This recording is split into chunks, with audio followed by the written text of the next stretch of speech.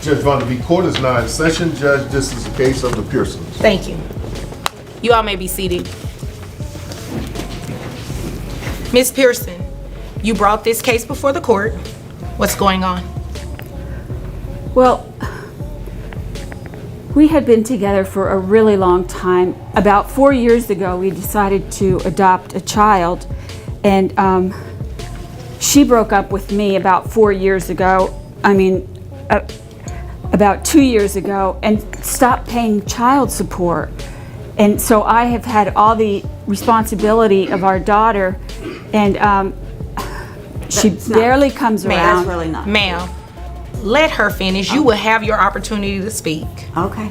Okay, I can roll my eyes too. Okay. Okay. Thank you. She never sees our daughter, and recently she just changed jobs. She was making a lot of money, and she just dropped jobs so that, because right when I started talking to her about child support, she changed jobs because she wanted to make sure that she wasn't ever going to have to pay anything more than what Okay, she ma'am, where do you used to work? I was a teacher. Okay. How much were you making as a teacher? Oh, I think around 40,000. Are you sure about that? Well, Because based on the paperwork that you provided, your teacher's salary was $55,000 a year. well, that doesn't include what I put into profit sharing. Is that true or not? 55? $55,000. Your documents are correct, right? Okay. In a case where emotions run high and finances run low, a custody battle is taking an unexpected turn. Miss Pearson claims she's been carrying the full weight of parenting duties, both emotionally and financially. Meanwhile, her ex is under scrutiny for what some are calling a convenient career change, opting for a lower income role right when child support payments came into play. Coincidence? That's the big question. That's probably true. Okay, it's not a probably. That's You true. submitted it. Thank you. Okay, $55,000 a year. How much are you making now? Like, where are you working at now? Well, I'm working at a store as a clerk, and I'm making 30,000 a year now. Okay. And you said you're a teacher, so Yes. what type of degrees do you have for that? I have a degree in economics, Okay. You have one degree or you have multiple Well, degrees? and I have my master's in accounting. You have a master's in accounting and you're working as a clerk. Yes. What are you doing at this job? Well, I help people find clothes. Like a retail clerk? Yes. Ma'am, you have a master's degree. Yes. Did- But I don't have to make all that money. No, you. If I'm just going to give it all away anyway. So let me get something straight. She's deliberately, what you're saying is she's deliberately working at this retail job. Now I get it. I can do any job I want. You know what? Your character is not looking very cute to me at all, because you have tried to misrepresent to me what is really going on in this case.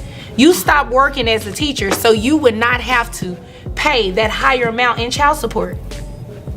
Is that not the case? Well, Well, is that not the case? we discussed it, and she didn't seem to have an objection. And I just thought I was paying enough. No. And So she's got a master's in accounting, but now she's working as a retail clerk? Sure, career changes happen, but the timing here is hard to overlook. Just when child support is about to kick in, her salary drops from $55K to $30K. That's a pretty steep cut.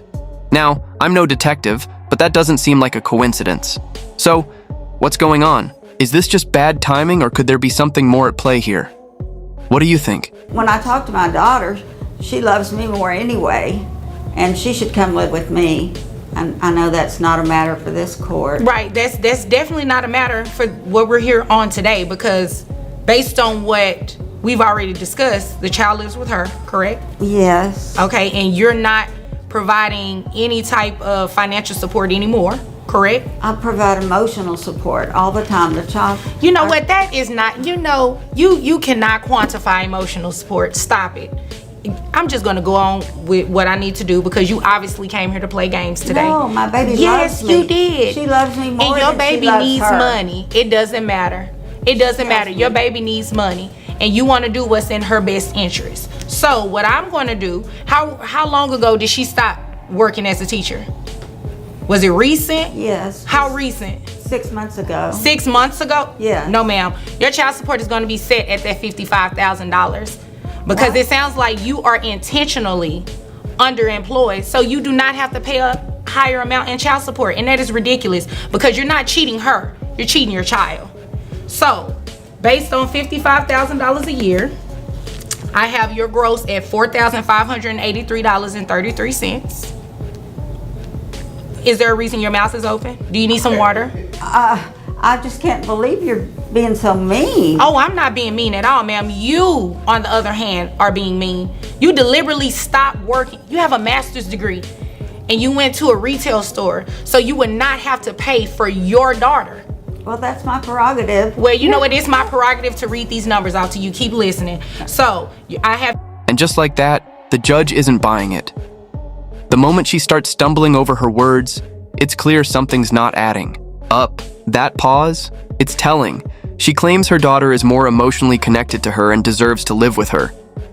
But here's the catch. Wanting custody while sidestepping financial responsibility? That's a hard argument to make. Sure, love matters. But love doesn't pay for food, school supplies, or those new shoes. If she's really serious about raising her child, shouldn't taking care of the finances be at $3,794.48. Who carries health insurance for the child? I do. I do everything. Based on this, I see health insurance at $1,200 a month. Well, Ma'am, where do you work? I work for the airlines. Okay. And the $1,200 is for me and the child. Okay. The child portion is $400. Okay, I'm seeing ridiculous, that. I'm seeing isn't that. it? That No, it's can't be ridiculous that you're not paying. But guess what? You're getting ready to pay now, and you're going to repay whatever the amount is for the child. Well, $400. She doesn't even love our daughter. She loves her 4 cats Ma'am. more than our daughter. Ma'am, you know what? How did you know That is you not, never excuse seen me, our daughter? the two of you will address me, and that is not an issue for this court. Nobody cares about what's going on with the cats. We care about what's going on with the child. No offense to your cats. That's not what I mean. I mean in terms of calculating this child support. So, health insurance, you're going to be responsible for reimbursing that. So I have your child support obligation at $758.90 plus $400 for the monthly health insurance comes out to $1,158.90. Am I paying the whole $400 a month, or is she paying any of it? Did you hear me put you on a payment plan for that? If you didn't, you're paying the full amount, $1,158.90. And I need you to close your mouth. I just don't understand why you're looking so confused right now. Child support is based on the calculation. Okay? Is there anything further? I'm not making that much anymore. Well, but you just testified, right? Right. That you intentionally are working at a lower... one, next voice. Next. Voice? The judge? She wasn't having it.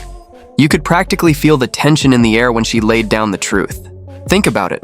Being fully qualified to earn more, but deliberately choosing to earn less just to avoid supporting your own child?